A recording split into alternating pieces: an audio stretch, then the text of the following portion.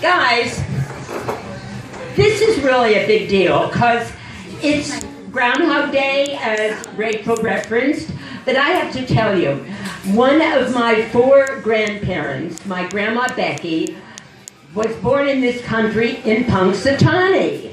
I mean, like, that's the home of the groundhog. Of course, I was thinking about that, and Grandma Becky hasn't really seen her shadow for a very long time.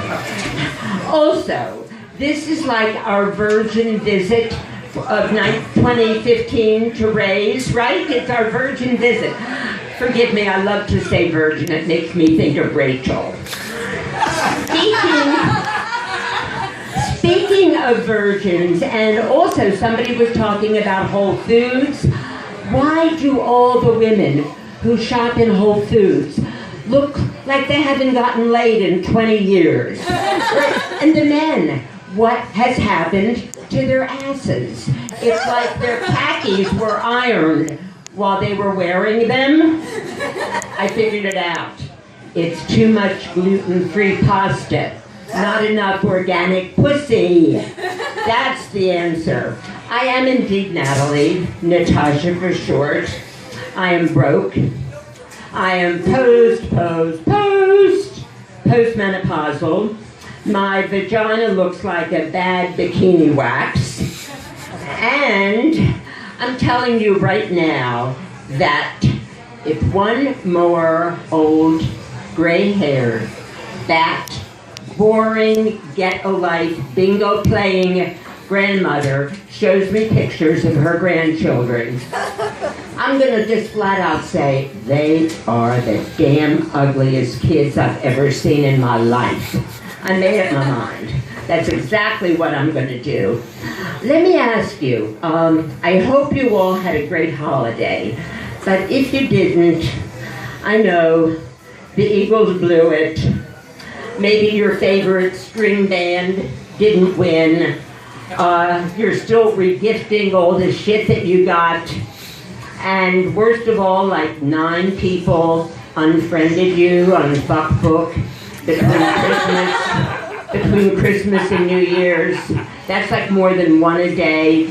I am here. My mission is to tell you, please, get over it, okay? Don't hold on to petty hurts and offenses and things that people have said about you. Guys, let it go. Let me tell you something. It just ages you, makes you wrinkled. I just turned 40. That's the motto to that story. I survived the holidays, kind of. Many of you know that I have 4 children. I have a beautiful, brilliant, unmarried daughter. I have 3 sons that I wish were gay. My youngest son is married. I thought that was funny. When you just, maybe on the way home you'll think about it. My youngest son, I visited their home in the Poconos for Christmas, where my daughter-in-law welcomed me with closed arms. And I have to tell you, I got the award for Worst Grandmother of the Year. I mean, I'm sorry, guys, if I'm going to get down on the floor on my hands and knees, it's not going to be to play with my grandchildren. She did not cook a tofurkey, which is what she cooked for Thanksgiving, because of course she's a vegan. I can't stand the sound of that word, tofurkey. How does she let my grandchildren say that, and I couldn't use cunt in a game of Scrabble? It's not fair. What we had was vegetarian lasagna. I am sorry. Even if broccoli cures cancer, it does not belong in lasagna. No way. She's always asking me if I want to go out and take a walk. Like I said, they live in the Poconos. I'm just not comfortable with her. She never talks to me. She just sits all day with one of those, what are they, Kindle things, and she reads books. I am so uncomfortable. I take out my flip-top phone and I call myself on my landline and I leave messages. I just, I kind of want to feel important. And then when she does talk to me, I don't know what to say, because in real life she's a prosecuting attorney, and I know that anything I say is going to be held against me. Even if I know that I flushed the toilet, I'm thinking maybe I didn't flush the toilet. And then she makes me feel like I have toilet tissue, speaking of toilets, on my shoe, and I swear to God, I think she has the powers to make a booger just come right out of my nose. That's how scared of her I am. I am not taking a walk outside with her. I am sorry. She is so perfect. Her hair is perfect. Her clothes are perfect. Her legs are always perfectly crossed, which is probably why their children are adopted. I mean, her idea of jewelry is like one of those bracelets that you wear that tells you how many miles you've walked in a day. That's not exactly my idea.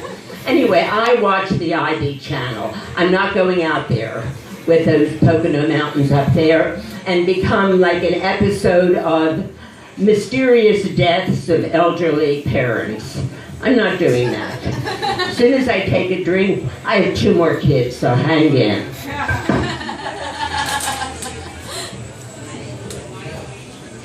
I can't get over you guys coming out tonight.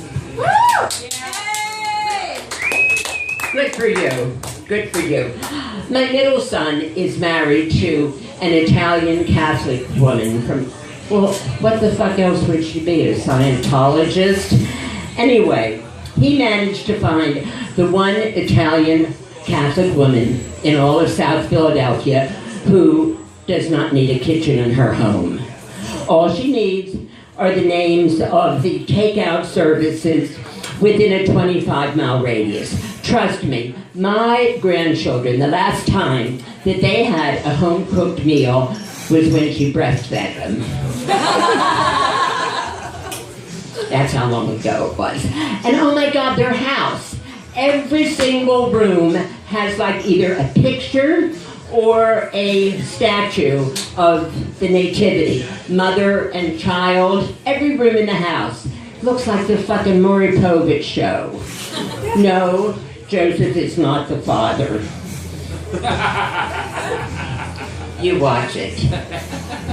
Did you watch it in Ceylon?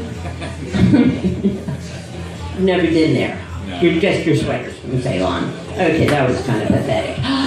Where are we? We're with my oldest son. He is married to a Jewish princess. Well, not exactly. Hold the applause. She looks more like Jackie Mason, except he doesn't have a mustache. I've told you guys before, any of you have heard this, she really is angry with me because we don't belong to a synagogue. We went once, I will tell you. It did not work out well. The rabbi asked us to stand and pray for the Jewish soldiers fighting in the war. Come on. I wasn't going to pray for 3 schmucks who couldn't get into medical school. But now there's a new issue, okay? They've been married 15, 18 years. She's just noticed that he's circumcised. She is a Jewish princess, right? He was circumcised when he was 3 days old in the hospital by Dr. Mitchell, my obstetrician. His name is not Dr. Mitchell like Wiesenbaum or Rosenblatt. It's Robert Mitchell, a good mainline Protestant. Well, here's the thing. In the Jewish religion, when a baby boy is born, it's cause for a huge celebration at the home of the baby's parents. This celebration includes the circumcision, followed by a huge meal followed by heartburn. Did I ever tell you? I don't think I did. I adored Buddy Hackett. Lou, did you love Buddy Hackett? The best. Buddy Hackett said the first time that he did not eat his mother's cooking, I gotta tell you, it was when he was 18 in the Army. And he went to the infirmary, the hospital, and he told the doctor that he was dying because the pain in his chest was gone. He, of course, told it much better, but Jew and heartburn, they go together. Anyway, the circumcision should be done, according to my oldest son's wife, by a moil. He's not a Jewish doctor. He's a guy whose real job is working during the week in a kosher meat market, killing chickens and plucking feathers. That's Monday to Friday. Okay, Saturday he gets a manicure, and then on Sunday he takes off a little bit of the manhood of the Jewish baby boy. The rest is taken off in a ceremony like 25 years later called marriage. Anyway, we don't get along too well. Does anybody else here yell at commercials? Anybody? Thank you. You're the best. I do. You never expected intercourse after menopause to be painful. What intercourse after menopause? The one in the summer or the one in the winter?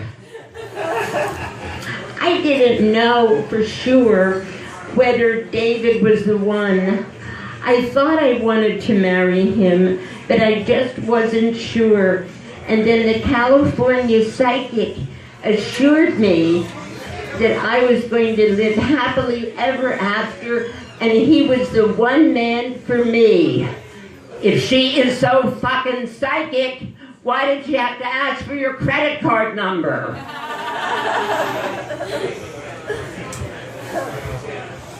Woman is going up and down in one of those chairlift things, up and down.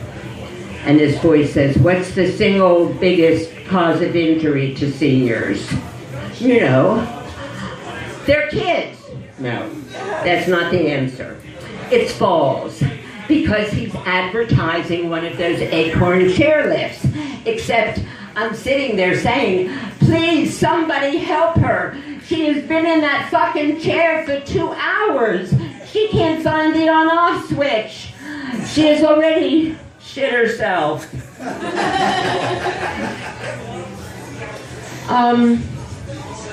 There's a little boy, 13 or 14, and he says, the teacher didn't understand me, and I hate all of the kids in my school. And the mother says, Norman was so stressed. He was so unhappy until we started him on homeschooling. And now he's a different child. And I'm thinking, Mrs. Bates, get your head out of your ass. Norman's going to kill you. I gotta go.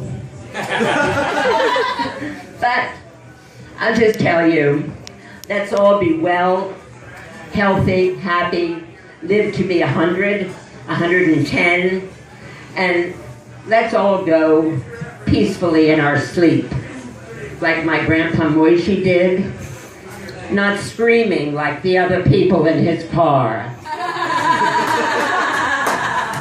Thank you guys, you've been great.